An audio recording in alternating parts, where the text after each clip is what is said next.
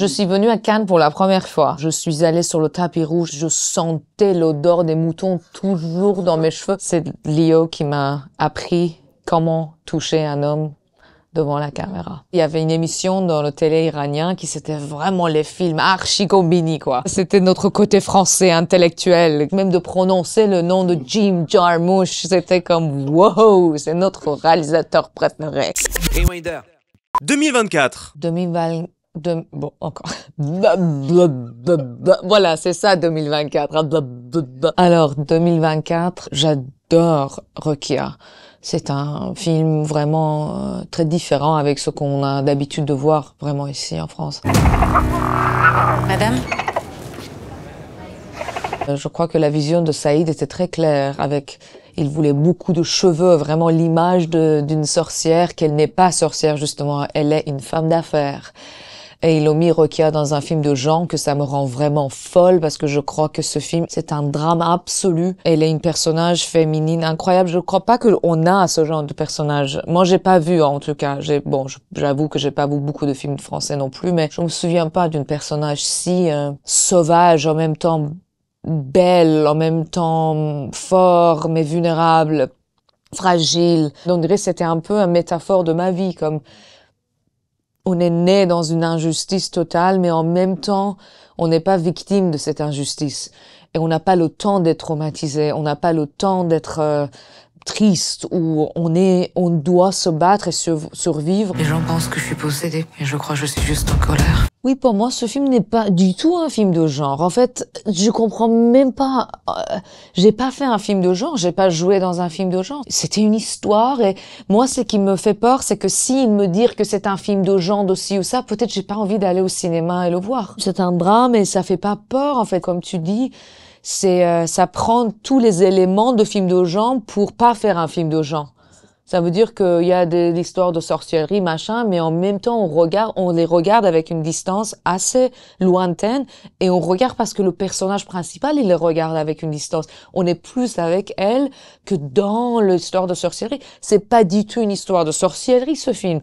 Du tout. C'est une femme d'affaires qui vit sa vie, qui fait son affaire et, voilà, je suis un peu en colère presque. C'est pas un film de genre. C'est pas Rokia, c'est un film, juste. 2021. 2021, Covid et Afrique du Sud. Tu conduis, tu poses pas de questions. En fait, j'ai pas fait VTC comme une série. Okay. J'ai fait VTC comme un film. Après, j'ai réalisé qu'ils vont le couper en des trucs de 20 minutes, mais j'ai dit, vous êtes tarés ou quoi? Comment on va couper un film en morceaux, mais vous pouvez pas faire ça? J'étais un peu déçue à la fin. J'ai dit, mais c'est un film. Après, ils ont dit, non, on va avoir la version film, machin. J'ai pas du tout compris à la fin qu'est-ce qui s'est passé, pourquoi ils ont fait ça, vraiment. Et Invasion, c'était quand j'ai lu le 2 premiers épisodes, c'était en 2019 que j'ai tourné la première saison à New York. Le rôle que je jouais à Nisha, c'était vraiment le cœur de tout. C'est dur de tourner les séries avec plusieurs saisons, je dois dire. On n'a aucun contrôle sur le temps, les membres des films incroyables que j'ai pas pu faire à cause de ces séries. Les Américains, ils sont très rigides et ils collaborent pas avec les projets européens. Ça veut dire que s'il y a un autre projet américain, ils collaborent. Mais si avec les petits projets européens, ils snobent, c'est dingue comment c'est pas juste. Alors c'est dur, c'est difficile, spécialement pour moi que j'ai un traumatisme de l'exil. À chaque fois partir, c'est pour 7 mois, c'est comme j'en peux plus.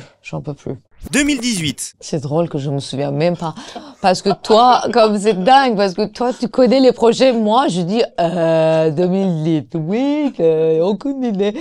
Qu'est-ce que j'ai fait en 2018? Peut-être aide-moi. Moi, Orelsan, on était censé jouer dans un film en 2010. On ne l'a pas fait. Je me souviens même pas pourquoi. Et on se connaissait, comme pour moi. Même moi, je savais pas que Orelsan, c'est une étoile si gigantesque. Pour moi, Orelsan, c'était « Ouais, Orelsan, que je t'aime, c'est génial !» Mais après, j'ai réalisé que bon, Orelsan, c'est Orelsan. Et après, quand il m'a dit pour le clip de Paradis, je dis « Bah, bien sûr !» Qu'est-ce que j'irai faire au paradis? J'ai quelques clins d'œil de Dieu, on dit, dans ma carrière. Je crois que ça aussi, c'était un des clins d'œil il y a des choses qui vient de nulle part, comme concert avec Coldplay, le film avec Jim Jarmusch, clip avec Orelsan. C'est comme des trucs qui tombent de ciel. Tout ça, pour moi, c'est les cadeaux que j'attends pas, mais il y a des murmures de l'univers qui disent « Viens faire la musique, viens cogiter. » Où est-ce que vous l'emmenez? En prison. C'était le bonheur, parce que moi, je suis malade des dessins animés. Quand ils m'ont dit de faire doublage de Parvana, c'était incroyable. Et après, c'est ce qu'il m'a fait. J'ai créé le personnage pour le prochain film de même réalisateur. J'ai créé d'autres personnages de dessins animés. Et là, je rêve de faire un truc Disney. J'espère que je vais arriver. J'adore cette histoire de la voix. Pour moi, c'est quelque chose qui est... c'est un personnage, c'est un humain séparé de moi, ma voix. Je peux faire tellement de choses avec cette voix. La nuit a dévoré le monde. Ça, je peux dire que c'est un film de genre, parce que quand même, j'ai des zombies et tout ça. Mais pour moi aussi, c'était un film. Et mon personnage, le drame de son apparence et ces moments qui le personnage passe avec elle en pensant qu'elle est vivante et on trouve qu'elle est morte. Il l'a tuée. La seule chose qui pouvait le sauver, le guérir. Pour moi, ces moments-là, vraiment, ça bouge quelque chose dans mon corps. Ça veut dire que quand j'ai lu le scénario, j'ai dit « Wow, ça fait mal ».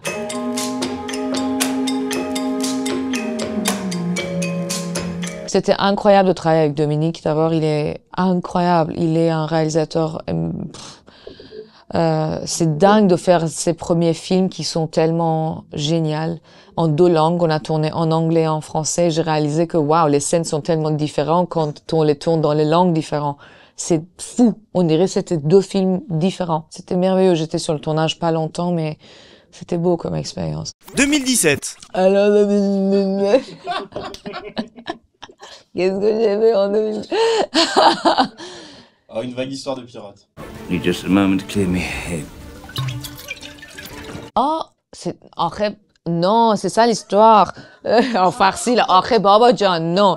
Attendez, moi j'ai tourné Les Pirates en 2015. I cursed your enemies, but now you come to me in fear, as the dead have taken command of the sea. Pour moi, Pirates des Caraïbes, c'était 2015, c'était la main de Johnny qui était cassée, Australie, les serpents, les vagues, j'ai failli se noyer 2 fois dans l'océan Atlantique, tant que je suis quand même champion de natation. 2017, peut-être que les pirates sont sortis, mais c'était quand même un drame parce qu'ils ont coupé tous les 5... Moi, j'étais en Australie 4 mois et demi pour une scène. Bon, encore que je suis dedans parce qu'il y avait un petit garçon qui jouait la jeunesse de Jack Sparrow, qui n'est plus là. En fait, Ikea, comme les films Ikea. On les amène, on les refait, là, on montre, on prend les votes, encore on les refait. C'est vraiment des films Ikea, comme, il n'y a pas une dramaturgie où on dit, faut pas bouger, c'est ça. C'est pour ça, des fois, que ça marche pas, et les premières pirates sont mieux que les dernières, où ça marche un peu moins, parce que je crois pas que c'est la démocratie. On peut compter sur la démocratie pour faire les films. Que les gens viennent, ils votent, ils disent qu'est-ce qu'ils aiment comme personnage, et là, on va aller, on dit, on va ajouter tout ça. C'est comme un cauchemar de faire les films comme ça. C'était 6h30, 7h de maquillage. Ça veut dire que à minuit, j'étais là sur HMC pour tourner à 7h du matin.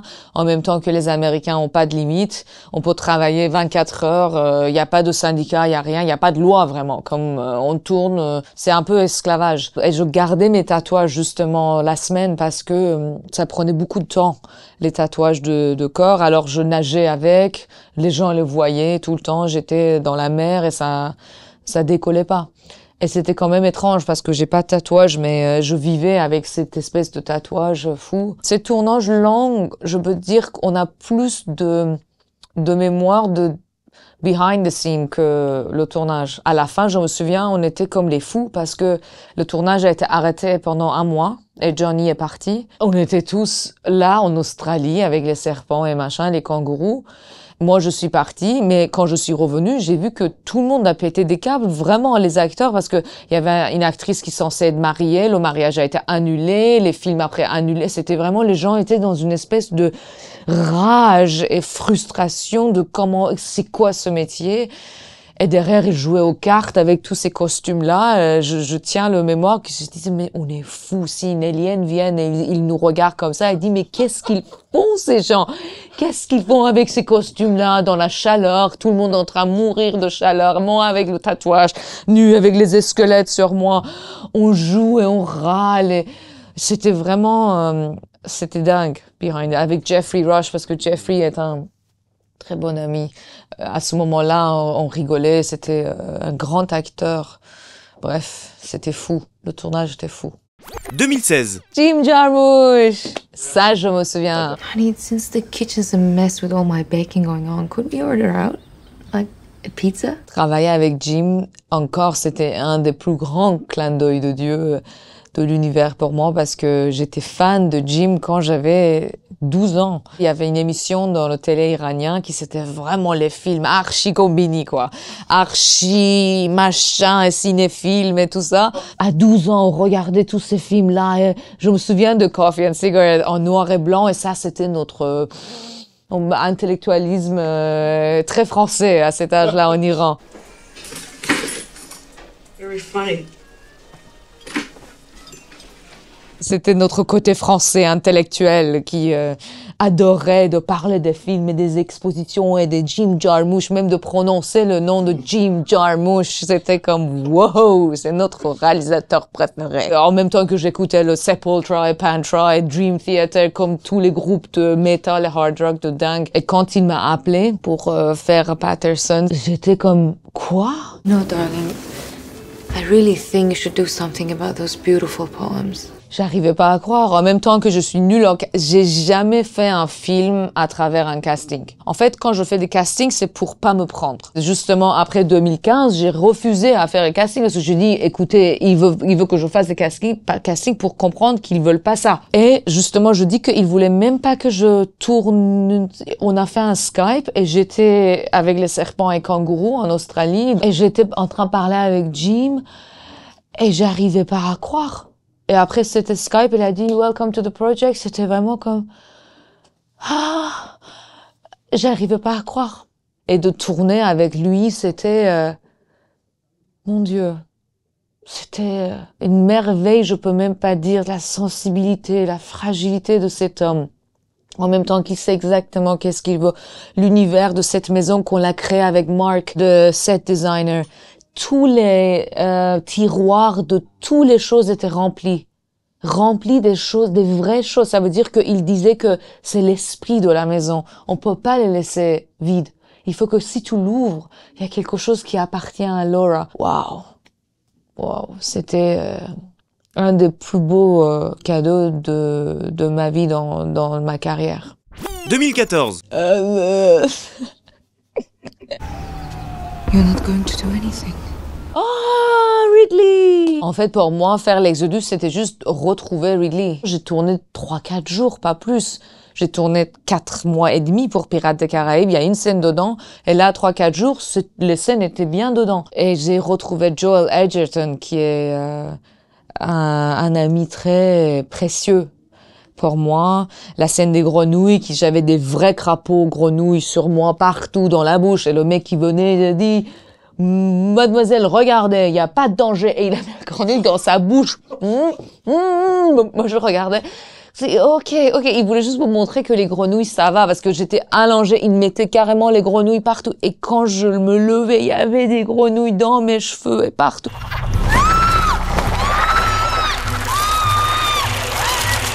Voilà, l'expérience de ce film, c'était Ridley et les grenouilles, carrément. Parce que c'est ce que je me souviens le plus. Et aussi le maquillage et tout ça, et tous les trucs égyptiens. Et c'était vraiment très beau. 2008. Quand on tourne dans le cinéma iranien, même si les films voyagent, comme À propos d'Eli, j'ai fait avant Mensonge d'État, mais on est toujours dans le case Moyen-Orient avec un foulard et les gens pensent qu'on est né avec le foulard. On sort de le ventre de notre mère avec un foulard. Et ça, justement, quand je suis venue d'Iran, ça m'a pris des années pour faire comprendre que je suis pas née avec le foulard. Parce qu'on sort d'un case et les gens ont envie de nous garder dans le case parce qu'ils se sentent en sécurité, spécialement aux États-Unis. Et 2008, Ridley cherchait une femme dans le Moyen-Orient. Ils m'ont trouvé. J'ai passé 2 mois de casting. Après, on a rendu compte qu'on peut pas, à cause des sanctions, il peut pas signer un contrat avec moi parce que j'étais iranienne. J'ai dit, en Iran, il y a une expression, on dit une boîte qui, des 2 côtés, il y a de la merde. Comme en Iran, on est opposition, la merde, on est puni, régime dictature. L'autre côté, on est iranien, on peut pas travailler. C'est vraiment, en Iran, le truc poli, c'est une boîte, 2 côtés de l'or. Chube do sartala. A man is not his job. I mean, he's apart from his job. The man. I understand. Oh, I just want you to know my feeling, my understanding of you. Well, thank you. You're welcome. En fait, ce film a vraiment divisé ma vie en 2 parce que c'était mon exil qui a commencé à cause de ce film parce que le régime iranien pensait que c'est le CIA qui a demandé à Ridley de me prendre comme la fille et la mère de pays et machin pour détruire l'image de l'islam, l'image de pays et l'intérêt de Leonardo DiCaprio sur moi, c'est l'intérêt des États-Unis sur l'Iran, c'est vraiment comme parano à un point fou. Quand même, ça a divisé ma vie en 2, mais en bon sens. Leo, en fait, je l'ai vu plus comme un être humain qui était très gentil, qui était incroyable dès le début. On avait beaucoup de choses à parler et tout de suite on est devenus très amis. Et c'est drôle parce que moi j'ai encore à cette époque encore plus. J'avais un esprit très garçon manqué. Quand on sortait, on était sur les motos, les machins, on faisait toutes les choses de garçons ensemble. J'étais comme la fille entre les garçons. On a des photos, c'est fou, il y a des garçons et moi comme ça avec les quads sur les jet skis en jouant de volleyball et machin. À ce moment-là, j'avais pas du tout cette espèce de fascination devant un bel homme. J'étais comme on va rigoler, on va. Mais je crois une histoire que j'ai avec lui, c'est que on était très potes. Comme en Iran et machin, on faisait tout. Même une fois, il était derrière moi sur un jet ski. Comme je veux dire que les rapports de corps, on avait très normalement. Et pour la scène où je devais toucher, c'était comme presque une scène de baiser qui se finisse mal. Et moi, j'arrivais pas à le toucher. J'arrivais parce que j'ai jamais touché un homme devant la caméra. Et pour moi, c'était un blocage énorme. Même si, j'ai pas ce truc dans la vraie vie, mais devant la caméra, j'étais complètement bloquée. Et bon, ils l'ont arrêté le tournage. Ridley a dit, on prend 1 heure. Et on était assis. Elle a dit, tiens, tu peux faire ça. Carrément, elle a pris ma main. Elle a dit, tu peux mettre-le là. Carrément, il m'a dit que ça va aller. Je crois qu'il y a quelque chose dans mon inconscient qui disait, Goshifte, l'Iran. Là, tu touches un homme devant la caméra, l'Iran. Mais c'est passé. Et de toute façon, c'est drôle parce que Ridley, il a coupé cette scène. Ça, c'est aussi une chose que j'oublie jamais, qu'il a carrément coupé cette scène pour me protéger parce qu'il était au courant quand j'avais des problèmes avec la service secret et tout ça. Et oui, c'est Leo qui m'a appris comment toucher un homme devant la caméra. 2003. Attends, c'était quoi l'histoire? Non.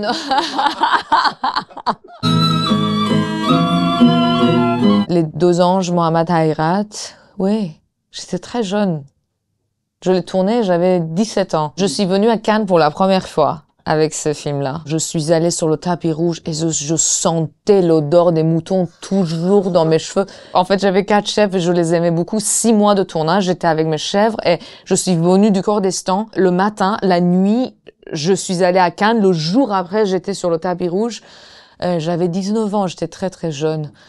Il y a même pas une image de moi. De toute façon, je comprends là que je suis en France et que même si on est connu dans le cinéma français, on reste les petites iraniennes.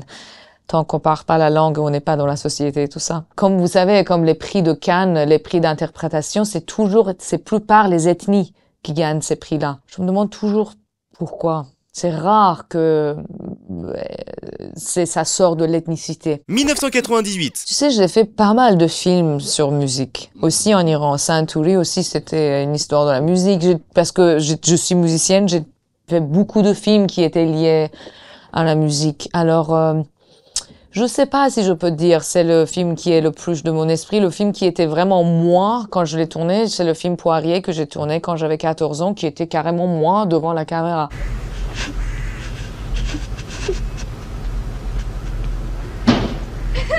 Ils ont fait un documentaire fiction sur Golshifteh à l'âge de 14 ans, Dariush Mehshoui qui a été assassiné il y a quelques mois.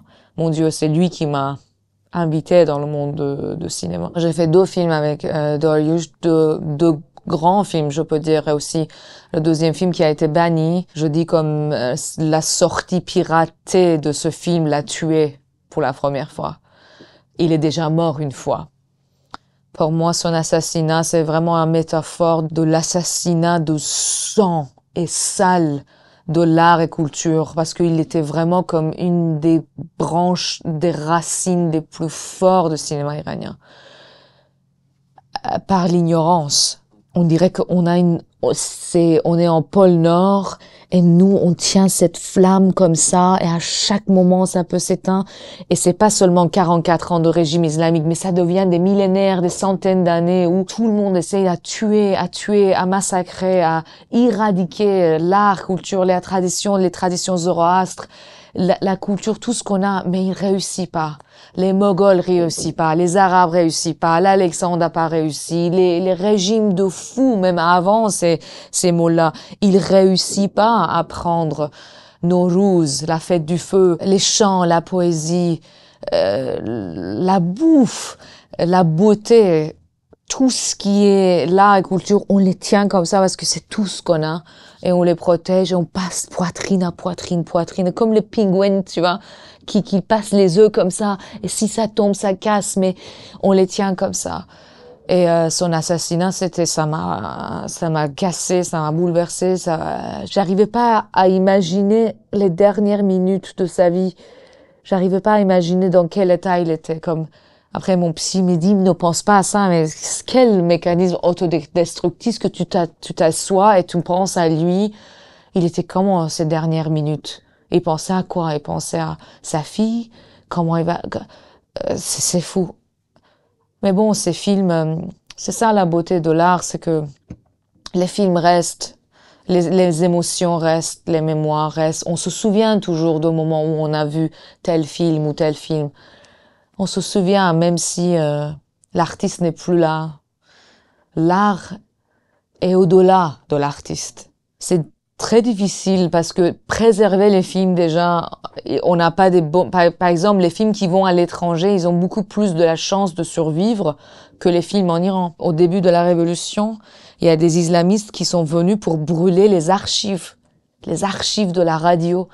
Et il y avait un ami de mon père, Morteza Ahmadi, qui carrément, il est allé dans le feu pour prendre certaines babines et les faire sortir parce qu'il disait ça c'est notre histoire, ça c'est tout ce qu'on a. Et là, même dans certaines œuvres, vous voyez qu'il y a des endroits qui sautent parce que ça n'existe pas. Ça a été détruit ou brûlé. C'est pas comme les tapis où on peut les recréer. 1995. Moi, quand j'ai joué mon premier film, mes profs, ma mère, ils pleuraient, vraiment, avec des larmes. Ils pleuraient, ils disaient, mais vous pouvez pas faire ça. Le cinéma m'a libéré un peu de la case de conservatoire parce que notre conservatoire à Téhéran, c'était un peu comme Whiplash. Où mes amis, avec les poubelles, ils vomissaient de l'angoisse avec le jury à 16 personnes qui nous demandaient les gammes. Et notre répertoire était quelque chose qu'on n'a même pas, je crois, à Moscou. Par exemple, mon prof à moi, il avait un prof russe après le moment soviétique.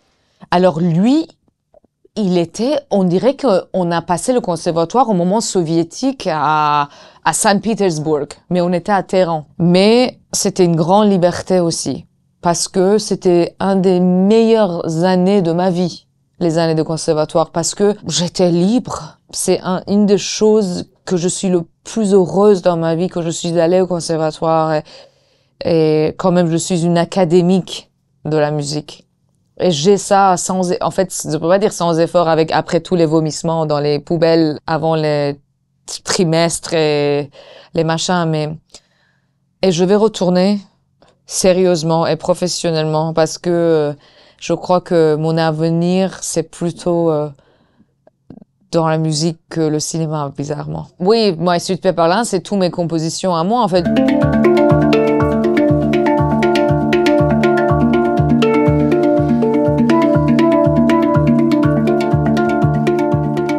C'était pas censé être dans le film, le hang. Moi, je voyage avec mon hang tout le temps et Hinel a vu, il a dit oh, on va le mettre dans le film. Je dis bon, bah d'accord. Elle a dit vas-y, assis-toi, joue.